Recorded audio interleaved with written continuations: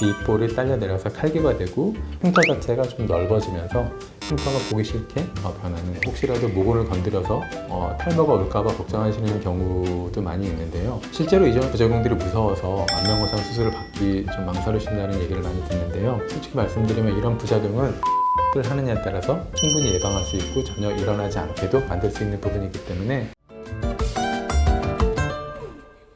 안녕하세요. 루브리성외과 대표 원장 윤성원입니다. 오늘은 안면거상 후에 흔히 생길 수 있는 부작용인 탈비, 그 다음에 구렛나룻이 없어졌다 혹은 흉터가 넓어졌다. 실제로 이전 부작용들이 무서워서 안면거상 수술을 받기 좀 망설이신다는 얘기를 많이 듣는데요. 솔직히 말씀드리면 이런 부작용은 술자가 어떠한 식으로 수술하느냐에 따라서 충분히 예방할 수 있고 전혀 일어나지 않게도 만들 수 있는 부분이기 때문에 오늘은 그 부분에 대해서 한번 설명을 드려보고자 합니다.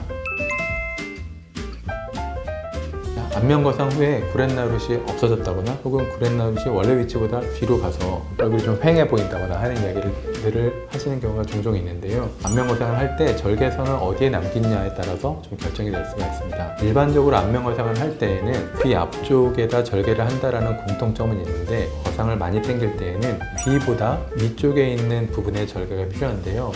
이것을 머리카락 뒤쪽으로 할 것이냐 혹은 앞쪽으로 할 것이냐에 따라서 구렛나룻의 모양이 결정이 되기도 합니다. 만약에 구렛나룻이 모발이 풍성하고 구렛나룻이 상대적으로 아래쪽까지 길게 내려와 있다고 한다면 관자놀이 부위를 절개를 해서 두피 안쪽으로 절개선을 숨기더라도 구렛나룻에 크게 영향이 없을 수는 있는데, 구렛나룻 자체의 모발이 적다거나 구렛나룻이 아래쪽까지 많이 내려와 있지 않다고 한다면 헤어라인을 따라서 절개를 하는 것이 구렛나룻의 모양을 충분히 보존할 수 있는 방법이라서, 구렛나룻의 상태와 헤어 모발의 상태에 따라서 어떠한 절개를 넣느냐를 판단하는 것이 중요하다고 말씀드리겠습니다.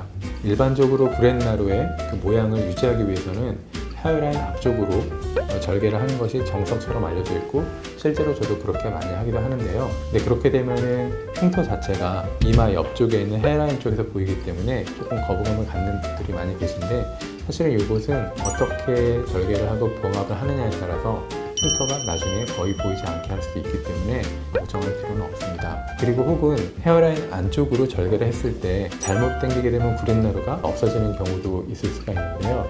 사실 이 경우에는 저만의 노하우긴 하지만 또 그렇게 나오네. 이 구렛나루가 뒤로 아니라 약간 위로 당겨주는 방법이 있는데, 실제로 수술해 봤을 때 구렛나루가 엄청 변했다라는 느낌을 주지 않기 때문에 저한테 오시는 분들은 이 구렛나루에 대해서는 별로 걱정하실 필요가 없다라는 것을 꼭 말씀드리고 싶습니다.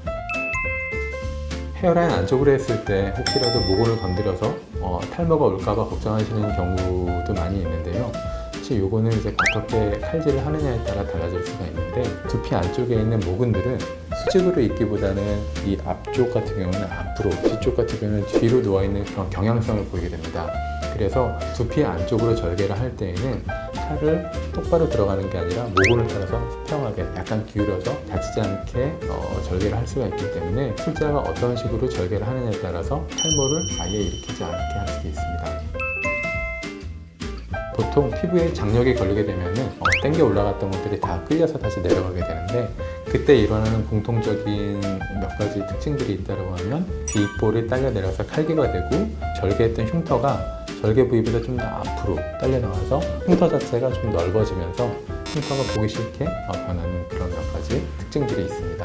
사실 안면거상은 우리가 피부를 당겨주는 것이 아니라 피부 안쪽에 있는 스마스라고 하는 근육층이 있는데, 그것을 얼마나 효과적으로 당겨주고 잘 고정을 해주느냐가 포인트라고 볼 수 있겠습니다. 사실 스마스층은 그 바로 밑에 안면신경이라고 불리는 상당히 민감한 구조물들이 지나가고 있기 때문에 스마스층을 넓게 박리해서 많이 당겨주게 되면은 장력을 훨씬 덜 받고 딸려 내려가는 것을 방지할 수가 있는데, 안쪽에 있는 안면신경을 건드릴 확률이 높아지기 때문에 대부분은 약간만 박리하게 되거든요. 그러면은 아무래도 장력이 효과적으로 상쇄되지 못하고 다시 떨어져 내려가는 경우가 흔히 발생을 하겠습니다. 결국 칼비가 발생하지 않기 위해서는 스마스층은 안쪽에 있는 안면신경을 건드리지 않고 얼마나 넓고 깊게 박리할 수 있느냐가 관건이라고 볼 수 있겠습니다. 브렛나룻은 이미 모발 자체가 없어진 거기 때문에 모발을 신지 않는 한은 사실 좀 개선하기 어려운데, 칼기는 100% 내 원래의 그 동그란 귀 모양으로 만들 수 있겠고, 흉터가 앞으로 보인다거나 그 흉터가 넓어진 것은 사실 절개해서 당겨주고 잘 고정만 해주면 되는 거기 때문에 얼마든지 개선을 할 수 있는 방법이 있습니다.